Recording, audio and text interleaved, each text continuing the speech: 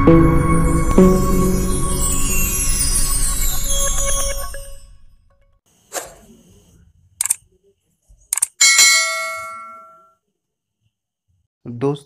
Corona संक्रमण से बचाव और चिकित्सा के लिए उत्तराखंड के आयुष मंत्रालय द्वारा निर्मित आयुष रक्षा किट के एक महत्वपूर्ण घटक एसटी मधु यानी मुलेठी की चर्चा आज हम करेंगे।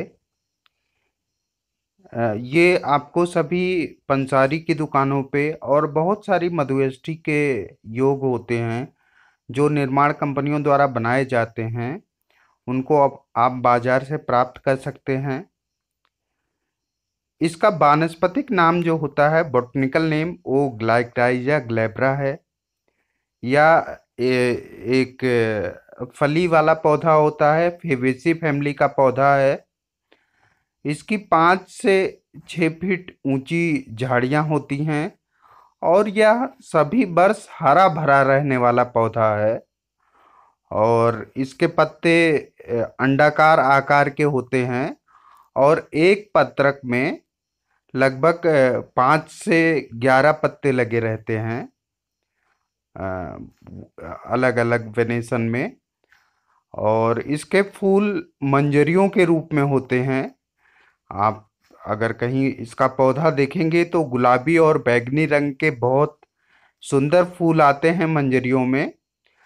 इसकी फली 2 इंच तक लंबी होती है, मटर के जैसे फलियां होती हैं, और उसमें 3 से 4 बीज पाए जाते हैं। इसका जड़ मुख्य रूप से चिकित्सा के रूप में प्रयोग किया जाता है, जो कि ऊपर से मटमैले या धूसर रंग का होता है और जब कटे हुए हिस्से में आप देखते हैं तो थोड़ा सा आपको पीलापन नजर आता है। और यह टेस्ट में काट कर अगर हम इसे खाते हैं तो मधुर होता है, स्वीट टेस्ट का होता है। आयुर्वेद के ग्रंथों में इसकी प्रमुख रूप से 2 प्रजातियां बताई गई हैं। पहली प्रजाति है जलज और दूसरी है स्थलज, यानी मधुलिका और स्थलज प्रजाति बताई गई है। और दोनों का औषधि के रूप में, चिकित्सीय फायदे के रूप में प्रयोग किया जाता है। हम सभी लोग मुलेठी का प्रयोग करते हैं अपनी चिकित्सा में, तमाम तरह के बीमारियों में प्रयोग करते हैं, स्वयं भी करते हैं, चिकित्सक के प्रेस्क्रिप्शन में भी करते हैं। लेकिन आज हम कुछ इसके आयुर्वेद में बताए गए जो गुण हैं और जो चिकित्सीय प्रयोग हैं जो हम अपनी चिकित्सा में करते हैं और क्यों करते हैं, उसके बारे में आपको थोड़ा सा मैं बताऊंगा। तो मेरा आपसे निवेदन है कि आप मेरे चैनल हिमालय आयुर्वेदा ब्लॉग्स को सब्सक्राइब करें और अन्य लोगों को भी इसके बारे में बताएं और पहुंचाएं। तो मैं बात कर रहा था एसटी मधु एसटी यानी मुलेठी के आयुर्वेद के शास्त्रों में, आयुर्वेद के वैज्ञानिक शास्त्रों में, हमारी पुस्तकों में जो गुण बताए गए हैं, वो गुण, इसका रस जो प्रथम टेस्ट बताया गया है वो मधुर गुण वाला होता है, स्वीट टेस्ट का होता है। और इसका जो गुण होता है, गुरु होता है और स्निग्ध होता है। इसका वीर्य शीत यानी तासीर, इसकी शीत ठंडी होती है। और इसका विपाक यानी आफ्टर टेस्ट भी रस की तरह ही मधुर होता है। और जो चिकित्सीय प्रयोग के बारे में इसके गुणों को बताया गया है, उसमें इसे कफ और पित्त का शमन करने वाला, जैसे आपको पता है कि पित्त दोष की वजह से ज़्यादातर दाह आदि की, जलन आदि की समस्याएं होती हैं, इंटरनल भी और बाह्य भी, मतलब आंतरिक जलन भी हो सकती है और बाह्य जलन, गर्मी आदि शरीर में होना। इसके साथ कफ से संबंधित बीमारियां जितनी भी हैं, कफज बीमारियां, उनके शमन के लिए प्रयोग किया जाता है। इसके साथ ही जो आयुर्वेद चिकित्सा विज्ञान में इसके गुण बताए हैं वो चक्षुष बताया गया है, यानी आँखों के लिए बहुत ही फायदेमंद होता है, बल्य होता है, शरीर को बल प्रदान करने वाला, वर्णेय होता है, शरीर में कांति लाता है, चेहरे में कांति लाता है, त्वचा में कांति लाता है। इसका बाह्य और आंतरिक प्रयोग है, यानी अगर आप इसको एज ए मेडिसिन खाते हैं, इंटरनल यूज करते हैं, या इसका लोकल एप्लीकेशन करते हैं, तो दोनों स्थितियों में यह आपके त्वचा में कांति लाता है। इसके साथ ही यह सुक्रल होता है। सुक्रल का मतलब होता है कि पुरुषों में वीर्य की वृद्धि करता है। इसके अन्य जो गुण बताए गए हैं उसमें है केस्य या बालों के लिए बहुत हितकारी होता है। व्रणशोथ यानी सभी प्रकार के घाव आदि में, सूजन में लाभ करने वाला है। विषघ्न होता है, किसी भी प्रकार की पॉइजनिंग में, वो किसी कीट पतंगे आदि की वजह से हो या फूड पॉइजनिंग आदि में भी ये बहुत अच्छा प्रयोग किया जाता है इसका। इसके साथ ही यह चूंकि बलकारक होता है, धातुओं का, मसल्स का पोषण करता है, इसीलिए यह क्षय रोग में भी लाभदायक होता है। तृष्णाहार होता है, अगर आपको प्यास आदि अधिक लगती है तो इसका प्रयोग भी बहुत लाभकर होता है। इसके साथ ही यह क्षयहर जो मैंने बताया, क्षय को दूर करने वाला होता है। और इसमें अगर प्राकृतिक रूप से पाए जाने वाले रसायनों की बात करें तो इसमें मुख्य रूप से 5 से 10% की मात्रा में ग्लाइक्राइजिन रसायन होता है, जो मुख्य रूप से कैल्शियम और पोटेशियम का यौगिक होता है। और विशेष बात यह है कि ये जो शुगर होता है, केन शुगर, गन्ने से निकाला हुआ शुगर जो होता है, उससे 50 गुना अधिक स्वीट होता है, मधुर रस वाला होता है। और इसी यौगिक के कारण आधुनिक शास्त्र के अनुसार ज़्यादातर चिकित्सीय क्रियाएं होती हैं। अब इन गुणों के आधार पर जो आयुर्वेद शास्त्रों में बताए गए मुलेठी के गुण धर्म हैं, उनके आधार पर कुछ मुख्य रूप से हम विभिन्न रोगों में मधुयष्टि का या तो सिंगल प्रयोग, एकल औषधि के रूप में सिंगल प्लांट प्रयोग, या फिर अन्य औषधियों के साथ मिलाकर इसका प्रयोग करते हैं। और यह बहुत ही बेहतर औषधि है, शीतवीर्य है, यह नुकसान भी नहीं करती है, नुकसान कम करती है। तो हम इसको बहुत आसानी से इसका प्रयोग विभिन्न प्रकार के रोगों में करते हैं। उसमें जैसा कि मैंने पहले बताया कि आपको कि ये पित्त का नाश करने वाली होती है, पित्तहर होती है। तो सभी प्रकार के पित्त विकारों में, दाह में, तृष्णा में, अम्ल पित्त में, इन सभी विकारों में बहुत अच्छा लाभ होता है। एसिडिटी आदि में हम इसका प्रयोग करते हैं।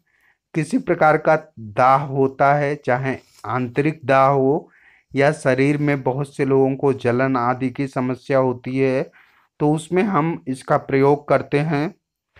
इसके साथ में जो महत्वपूर्ण प्रयोग जो लगभग सभी करते हैं, जो ज़्यादा बोलने वाले हैं, वक्ता हैं या गायक आदि हैं, वो उनको स्वर भेद की, गले में खराश आदि की समस्या होती है, और इस चीज़ से निपटने के लिए वो सामान्यतः मुलेठी का प्रयोग करते हैं।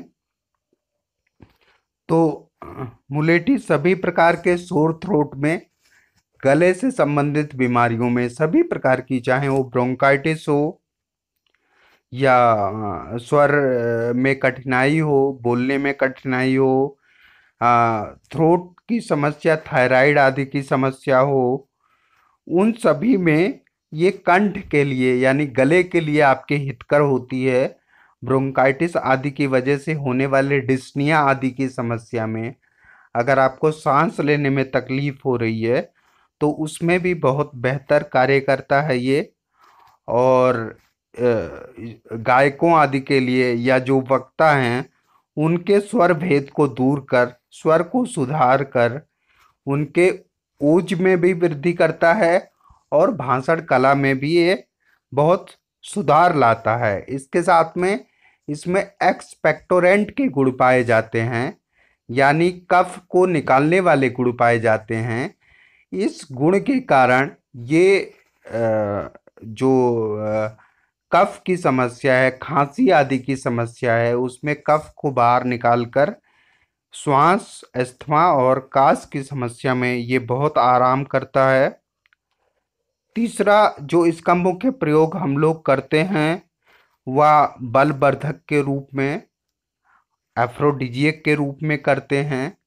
किसी को भी किसी प्रकार की कमजोरी होती है, शुक्र में कमी होती है, तो हम अन्य अश्वगंधा आदि के साथ इसका प्रयोग करते हैं। और अश्वगंधा चूर्ण के साथ में मधुयष्टि चूर्ण का घी या शहद के साथ प्रयोग करने में ये बल वृद्धि करता है और शुक्र वृद्धि करता है। आँखों के लिए ये बहुत हितकर होता है। किसी को कम दिखाई देने की समस्या है, आँखों की कमजोरी है, मसल्स आदि कमजोर हैं आँखों के, तो उसमें भी हम मधुयष्टि चूर्ण का प्रयोग करते हैं। मधुयष्टि से बने हुए योगों का प्रयोग करते हैं। इसके बाद आयुर्वेद के शास्त्रों में इसे घाव के लिए भी बहुत उपयोगी बताया गया है। किसी प्रकार के सूजन और वुंड के लिए, घाव के लिए इसका बाह्य और आंतरिक प्रयोग बहुत ही लाभदायक होता है। बहुत से आधुनिक वैज्ञानिक शोधों में भी इसके एंटी माइक्रोबियल और एंटी इन्फ्लामेटरी, यानी जीवाणु का नाश करने वाले और शोथ को दूर यानी इन्फ्लामेशन को दूर करने वाले गुण इसके वैज्ञानिक शोधों में सिद्ध किए जा चुके हैं। इसका प्रयोग कितना यानी कैसे और कितनी मात्रा में करना है उसकी बात कर लेते हैं। वैसे तो आपको मुलेठी पंसारियों की दुकानों पे भी मिल जाएगा, उसकी जड़ आप प्राप्त कर सकते हैं। इसका जड़ ही मुख्य रूप से औषधि के रूप में प्रयोग किया जाता है और बहुत से इसके योग हैं जो तमाम फार्मेसियां बनाती हैं, फार्मास्यूटिकल कंपनीज बनाती हैं। जैसे मधुयष्टि का चूर्ण आता है, मुलेठी चूर्ण आपको मिल जाता है, कासबटी आता है, मधुयष्टादि चूर्ण है जिसमें अन्य चीज़ों के साथ मिलाकर चूर्ण बनाया जाता है। इसके साथ इलादी बटी आती है, इलादी बटी में मधुयष्टि का प्रयोग किया जाता है। साथ ही सुगंधादि चूर्ण है, सुगंधादि चूर्ण में भी मधुयष्टि की अच्छी मात्रा होती है। इस प्रकार से आप बाहर से भी किसी स्टोर से आप मधुयष्टि यानी मुलेठी की योग प्राप्त कर सकते हैं और किसी पंसारी की दुकान से भी लाकर आप उसको, उसकी जड़ को साफ करके सुखाकर और उसका आप चूर्ण बनाकर रख सकते हैं। और उस चूर्ण को 1 से 2 ग्राम की मात्रा में, जो रूट पाउडर है यानी जड़ का चूर्ण है, उसको 1 से 2 ग्राम की मात्रा में ले सकते हैं। और जिन लोगों को जीर्ण समस्याएं हैं वो किसी चिकित्सक की सलाह से इसकी 2 से 3 ग्राम की मात्रा का सेवन भी कर सकते हैं। तो दोस्तों, यदि आपको ये वीडियो पसंद आया हो तो मेरा आपसे पुनः निवेदन है कि आप चैनल को सब्सक्राइब करें और अन्य लोगों तक भी इसे पहुंचाएं। और मैं प्रयास करूंगा कि इस प्रकार के वीडियोज में आपके सामने और भी आगे लाता रहूं। धन्यवाद।